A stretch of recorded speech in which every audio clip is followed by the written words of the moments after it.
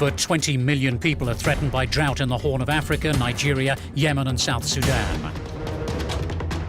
In Somalia, over 6 million need humanitarian assistance. 680,000 people have fled the drought in Somalia since last November. Nearly 1.5 million children are expected to suffer from acute malnutrition this year in Somalia.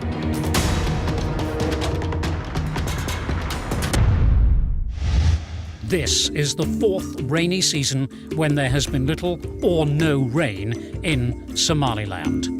This self-proclaimed state, recognised internationally as an autonomous region of Somalia, was one of the first hit by drought 3 years ago.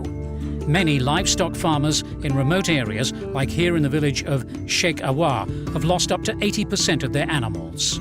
Karan Asman is one of those. I was born here.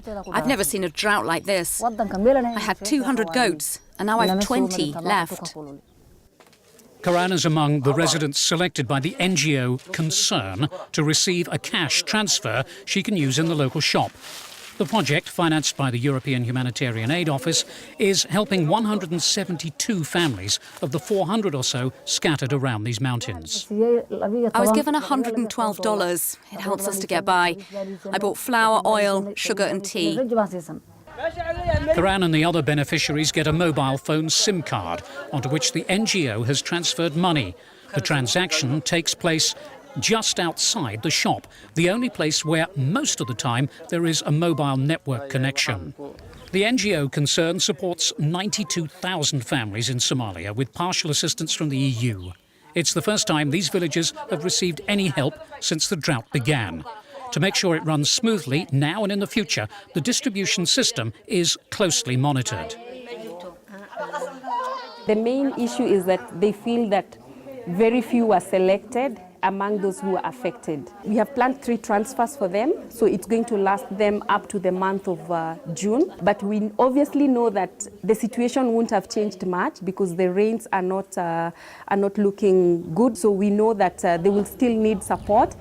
The project is part of a wider strategy to try to head off famine before it happens. Somalia launched a pre-famine alert last January, and international aid efforts are already underway.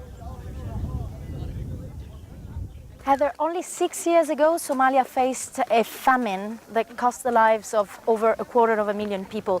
How has humanitarian response changed? Now the humanitarian response is gearing up and scaling up now, before a famine declaration is made. This time we have the information on food security deterioration, malnutrition numbers, the prices of foods in the market. There are all indicators to us that something is happening. So this time we've used that information to respond earlier. An extreme lack of access to water worsens the crisis in arid areas. Some communities rely on water that they buy, though the drought means prices have risen. We travelled south to the village of Baldia, where the construction of a water tank has made a big difference to the local people. In times of heavy drought like this, people depend on water distribution and on the ability to store it. In the village of Baldia, the rain that's coming won't be wasted. This water tank was completed last March. Concern has built around 50 in Somalia in the past 25 years and around 20 in Somaliland more recently, mainly financed by the EU. This tank contains 270,000 litres of water, and that is water enough for 300 families for 20 days at an average of 7.5 litres per person per day.